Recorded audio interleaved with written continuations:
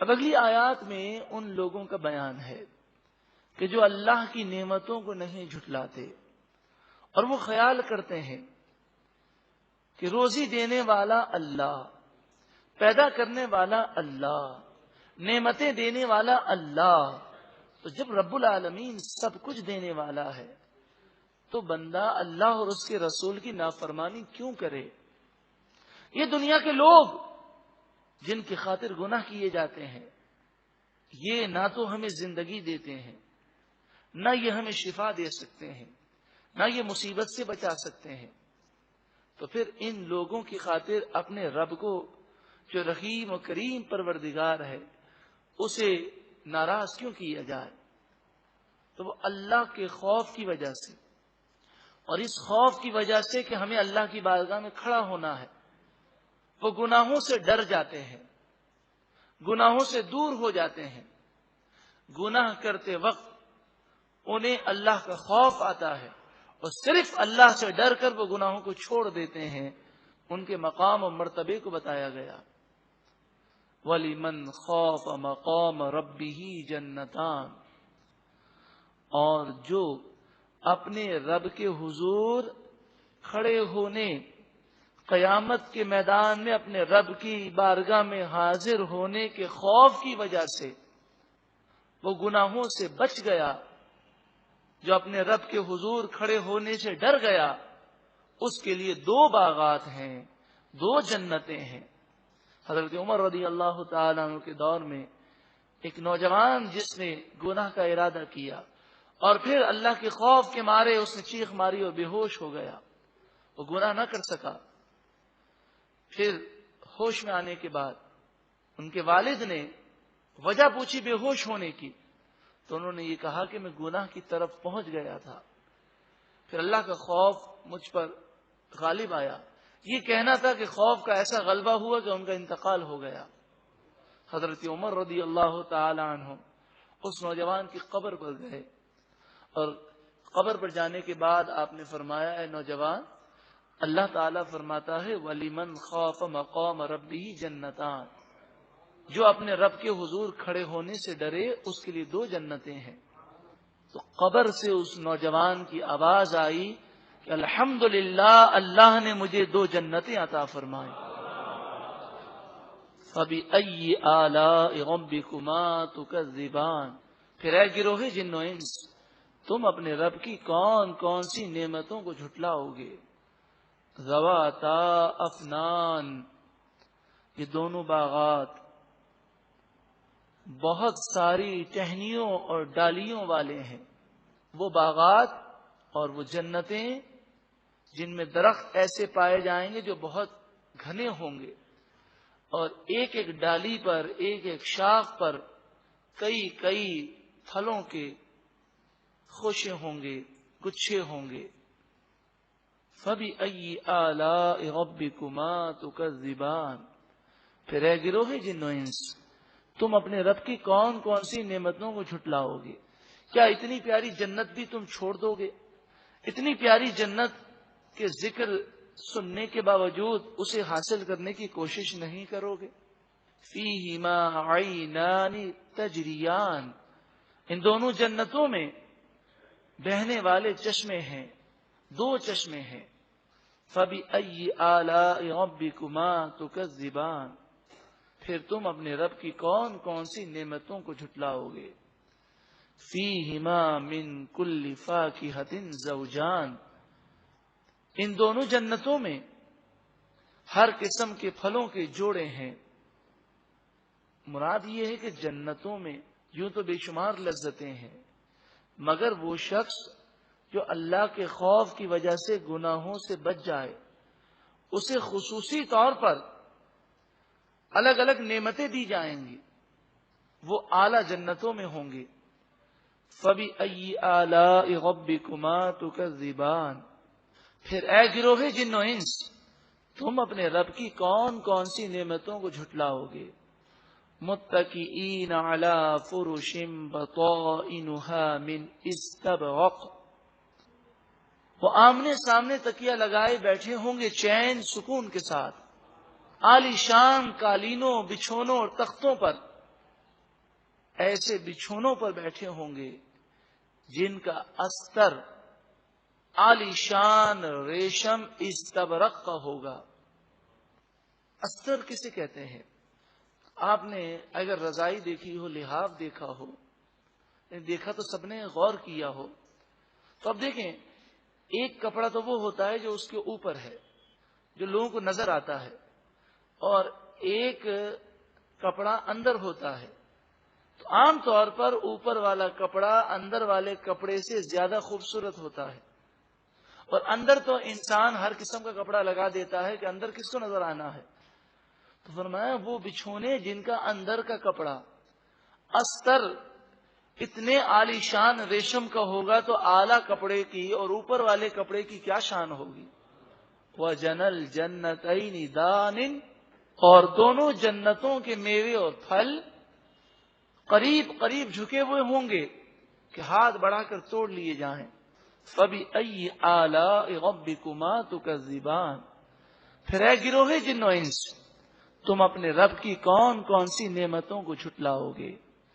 فِيهِنَّ قَاصِرَاتُ الطَّرْفِ لَمْ يَطْمِثْهُنَّ إِنسٌ قَبْلَهُمْ وَلَا جَانٌ، ان باغات میں، ان جنتوں میں وہ حوریں ہیں، وہ جنتی عورتیں ہیں کہ جو نگاہ نیچی رکھنے والی ہیں۔ قاصرات الطرف، جن کی نگاہیں نیچی رہتی ہیں، نہ ان سے پہلے کسی انسان نے انہیں چھوا اور نہ کسی جن نے انہیں ہاتھ لگایا۔ عورت کی خوبی بیان کی گئی کہ اسے نہ انسان نے چھوا نہ کسی جن نے چھوا۔ یہ جنتی عورت کی خوبی ہے، یعنی شوہر سے پہلے کسی نے نہیں چھوا، اور دنیاوی اعتبار سے بھی وہ مسلمان خاتون بہت عظیم خاتون ہے کہ کوئی نامحرم مرد اس کے جسم کو نہ چھوئے۔ تو چچا زاد، پھوپھی زاد، خالہ زاد، بھائیوں سے ہاتھ ملانا یہ حرام ہے عورت کے لیے کہ وہ اس کے لیے نامحرم ہے۔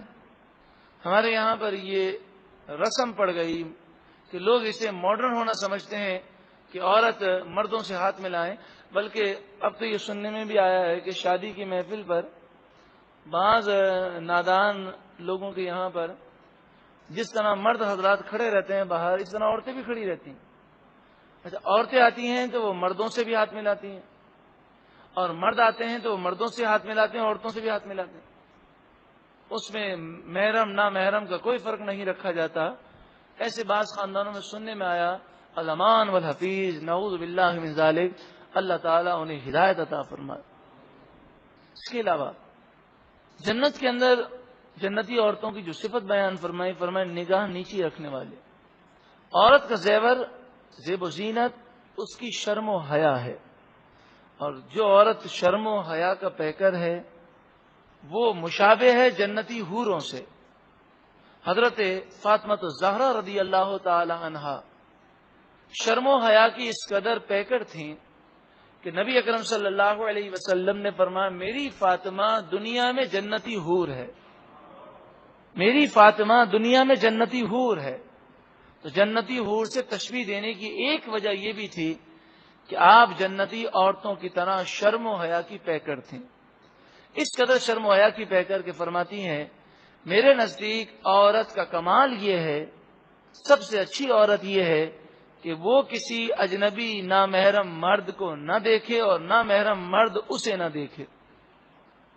وقت انتقال پریشان ہے اس وجہ سے کہ میری جب جنازہ اٹھے گا تو میرے کفن پر کسی نامحرم مرد کی نگاہ نہ پڑ جائے، کیونکہ اس زمانے میں جنازے کو، میت کو کھلا اٹھاتے تھے چارپائی پر، کوئی ڈولی وغیرہ نہ تھی۔ تو پھر ایک خاتون نے چارپائی پر چاروں طرف شاخیں وہ لگائیں، 4 شاخیں چارپائی کے 4 کونوں پر، اور اس پر کپڑا ڈال کے بتایا کہ ہم آپ کو اس طرح لے جائیں گے۔ تو حضور نبی کریم صلی اللہ علیہ وسلم کے وصال ظاہری کے بعد حضرت فاطمہ کبھی مسکرائی نہیں، لیکن 6 مہینوں کے بعد اپنے وصال سے پہلے صرف ایک مرتبہ مسکرائیں، اس وجہ سے کہ انہوں نے کہا کہ اللہ تمہارا بھلا کرے، تم نے میری فکر کو دور کر دیا. یعنی انتقال کے وقت بھی فکر کیا ہے کہ میری میت پر جو کفن ہے وہ کفن بھی نامحرم نہ دیکھے. اللہ اکبر. اور کنیز فاطمہ کہلائے. حضرت فاطمہ رضی اللہ تعالیٰ عنہ سے محبت کرنے والی عورت ہو، اس کے بال نظر آ رہے ہوں، نعوذ باللہ من ذالک. پردہ کرنا تو ضروری ہے، لیکن کوئی عورت اگر پردہ نہیں کرتی تو کم از کم اپنے بالوں کی نمائش تو نہ کرے، اپنے ہاتھوں کی نمائش تو نہ کرے، کم از کم وہ باریک لباس تو نہ پہنے، کم از کم چست لباس تو نہ پہنے، کم از کم وہ پینٹ شرٹ تو نہ پہنے، کم از کم وہ ہندوانہ اور یہود و نصارہ کے طرز پر لباس تو نہ پہنے، کم از کم وہ اپنے گلے کو مکمل اوپر تک بند تو رکھے. کیونکہ پردہ ہے ضروری، لیکن بڑی عجیب سوچ ہے کہ یا تو عورتیں پردہ کرتی ہیں اور اگر پردہ نہیں کرتی ہیں تو بالکل بے حیا بن جاتی ہیں. بال بھی کھلے ہیں، چست کپڑے ہیں، باریک کپڑے ہیں، بازو کھلے ہوئے ہیں. ارے نہ ہونے سے ہونا بہتر ہے. یہ تھوڑی کہ اگر آپ پردہ نہیں کرتی تو بالکل ہی بے حیا بن جائیں، نعوذ باللہ من ذالک.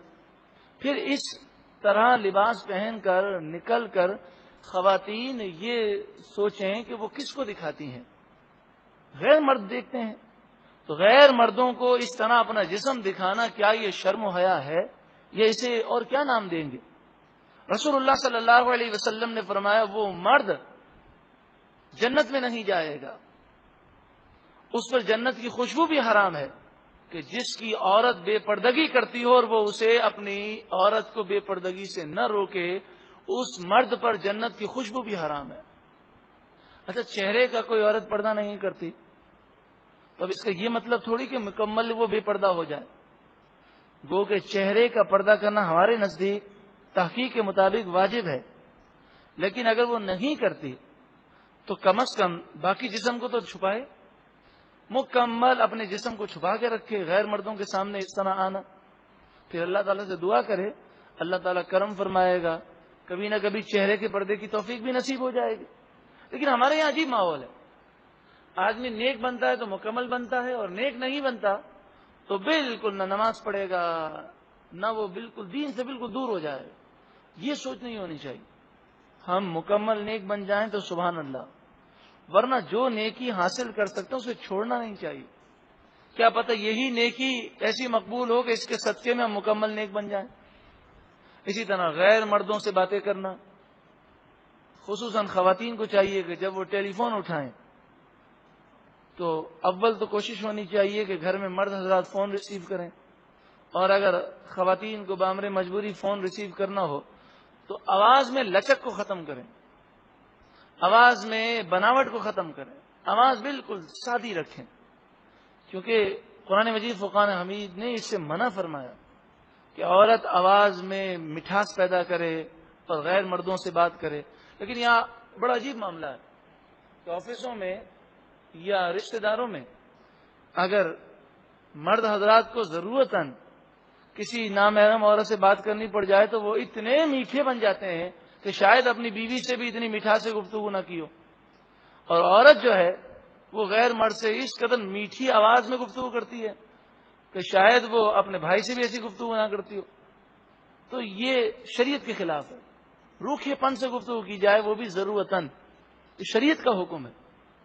اور یہ حکم ازواج مطہرات کو دیا گیا جو کہ پاک تھیں، ان کے دل بھی پاک تھے. تو جب انہیں یہ حکم ہے تو عام مسلمان عورتوں کے لیے کتنی تاکید ہے. اللہ تعالیٰ پردے کے احکامات سمجھنے کی توفیق عطا فرمائے.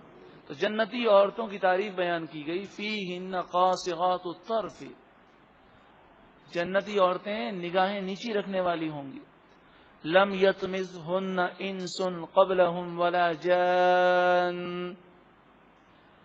ان سے پہلے انہیں نہ کسی انسان نے ہاتھ لگایا اور نہ کسی جن نے ہاتھ لگایا. فَبِأَيِّ آلَاءِ رَبِّكُمَا تُكَذِّبَانِ، تو اے گروہ جن و انس، تم اپنے رب کی کون کون سی نعمتوں کو جھٹلاؤ گے. كَأَنَّهُنَّ الْيَاقُوتُ وَالْمَرْجَانُ، وہ جنتی حوریں، جنتی عورتیں ایسی خوبصورت ہوں گی گویا کہ وہ یاقوت اور مرجان ہیں۔ اور خصوصاً جو خاتون پردے کی پابند ہے، نیک صالح ہے، اسے اللہ تعالی جنتی حوروں سے بھی زیادہ حسن عطا فرمائے گا۔ اور یہ جنتی حوریں اس مرد کو ملیں گی جس نے اپنی نگاہ کی حفاظت کی۔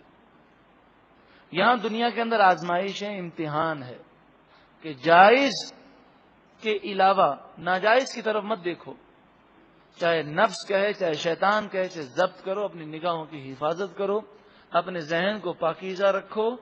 جب ذہن پاکیزہ ہوگا تو انشاءاللہ جنت میں اعلیٰ مراتب اور اعلیٰ مقام نصیب ہوں گے۔ اے اللہ ہمارے ظاہر و باطن کو، ہماری نگاہوں کو، ہمارے دل کو، ہمارے خیالات کو پاکیزہ فرما دے۔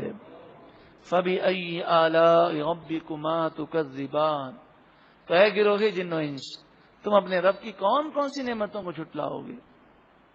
هَلْ جَزَاءُ الْإِحْسَانِ إِلَّا الْإِحْسَانِ، احسان کا بدلہ کیا ہے؟ صرف احسان۔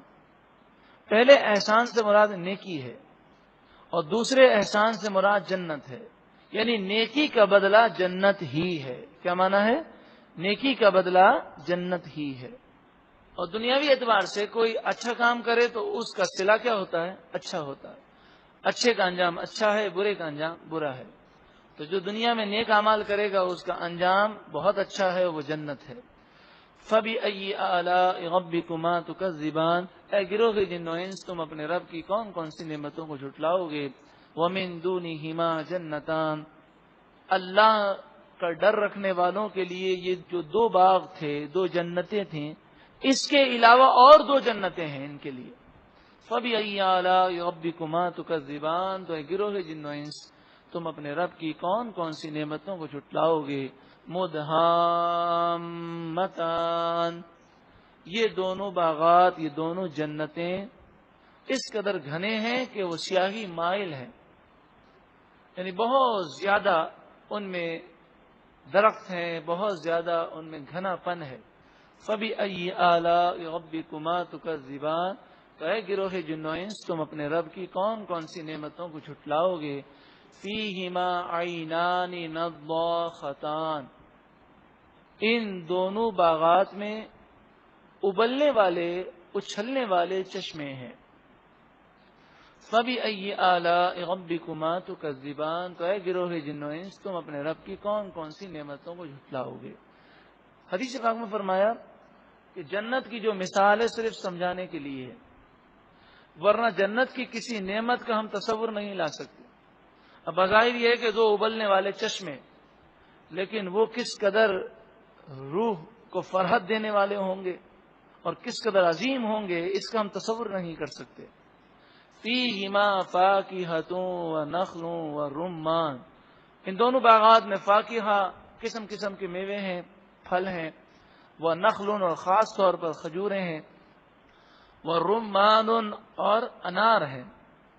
فَبِأَيِّ آلَاءِ رَبِّكُمَا تُكَذِّبَانِ، تو اے گروہ جن و انس، تم اپنے رب کی کون کون سی نعمتوں کو جھٹلاؤ گے؟ تو یہ بھی تصور کریں کہ جو ہماری کھجور ہے، جنت کی کھجور اور اس کھجور میں کوئی مقابلہ نہیں ہے۔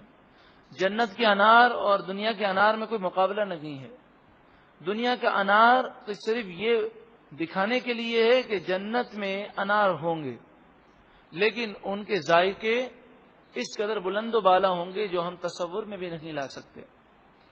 فَبِأَيِّ آلَاءِ رَبِّكُمَا تُكَذِّبَانِ، اے گروہ جن و انس، تم اپنے رب کی کون کون سی نعمتوں کو جھٹلاؤ گے؟ فِيهِنَّ خَيْرَاتٌ حِسَانٌ، ان باغات میں جنتی عورتیں ہیں، حوریں ہیں۔ خیرات، اچھی عادت والی ہیں۔ حسان، انتہائی خوبصورت ہیں۔ جنت میں عورتوں کی دو خوبیاں بیان کی گئیں، اچھی عادت ہیں اور خوبصورت ہیں۔ اور دنیاوی طور پر رسول اللہ صلی اللہ علیہ وسلم نے نوجوانوں کو کہ جب وہ نکاح کریں تو آپ نے جو تعلیم فرمائی اس میں یہ فرمایا کہ لوگ چار وجہ سے نکاح کرتے ہیں، کوئی حسن کی وجہ سے کرتا ہے، کوئی مال کی وجہ سے، کوئی خاندان کی وجہ سے، کوئی اخلاق اور اچھی عادت کی وجہ سے۔ آپ نے ارشاد فرمایا حسن کی وجہ سے نکاح مت کرو، حدیث پاک کے الفاظ ہیں، حسن کی وجہ سے نکاح مت کرو، مال کی وجہ سے نکاح مت کرو، خاندان کی وجہ سے نکاح مت کرو، اور خاص طور پر مال کی وجہ سے نکاح کرنے والے کے متعلق فرمایا کہ جو مال کے لالچ میں نکاح کرے گا اللہ تعالیٰ اس پر محتاجی کو مسلط کر دے گا۔ فرمایا نکاح کرو صرف دینداری کی وجہ سے، اچھے اخلاق کی وجہ سے، اچھی عادتوں کی وجہ سے، اور جو ایسا کرے گا اسے جنت میں اللہ تعالیٰ صلہ عطا فرمائے گا۔ اسی طرح خواتین کو بھی چاہیے، اور خواتین کے جو والی ہیں، جو سرپرست ہیں، انہیں بھی چاہیے کہ وہ نکاح کرتے ہوئے، رشتہ دیتے ہوئے مال، حسن اور خاندان کی طرف زیادہ نہ دیکھیں، ساری توجہ اخلاق اور دینداری پر مبذول رکھیں۔ نبی اکرم صلی اللہ علیہ وسلم نے نیک خاتون کے متعلق فرمایا کہ دنیا متاع، پوری کی پوری دنیا یہ ایک سامان ہے، وخیر متاعها الامرأة الصالحة، آپ نے فرمایا اس پوری دنیا کی نعمتوں میں سب سے بڑی نعمت نیک صالح بیوی ہے۔ یہ نیک صالح بیوی کو دنیا کی سب سے بڑی نعمت قرار دیا گیا، دنیا کے ساز و سامان میں سے۔ اب نیک صالح بیوی کیسے نصیب ہوگی؟ کہ جب وہ رشتہ ڈھونڈے تو اس کو یہ فکر ہو کہ مجھے ایک نیک صالح خاتون سے نکاح کرنا ہے، یا پھر یہ صورت ہو سکتی ہے کہ وہ اگر شادی شدہ ہے اور یہ بات وہ سنتا ہے تو نیک صالح خاتون اور جنتی گھرانہ یہ اسی صورت میں پیدا ہوگا کہ وہ اپنے گھر میں قرآن و حدیث کا ماحول پیدا کرے، خود اچھی محفل میں آئے، ان کو لے کر آئے۔ اچھا، گھر میں کیسٹیں درس قرآن کی، درس حدیث پاک کی، اس طرح ایک ذہن بنے گا، اور انشاءاللہ تعالی جب ماحول اچھا ہوگا تو اس کی برکتیں خوب ملیں گی۔ آگے فرمایا فَبِأَيِّ آلَاءِ رَبِّكُمَا تُكَذِّبَانِ، تو اے گروہ جن و انس تم اپنے رب کی کون کون سی نعمتوں کو جھٹلاؤ گے۔ حور مقصورات فی الخیام، جنتی حوریں خیموں میں پردہ نشین ہوں گی۔ مقصورات پردہ نشین، جنتی عورتیں جنت میں پردہ کریں گی، حالانکہ جنت میں کسی کو برائی کا خیال آ ہی نہیں سکتا۔ تو پردہ اس لیے نہیں کہ وہ سامنے والا برا ہے اس لیے پردہ کرنا، پردہ اللہ تعالیٰ کی نعمت ہے، پردہ زینت ہے، پردہ اللہ تعالیٰ کا حکم ہے۔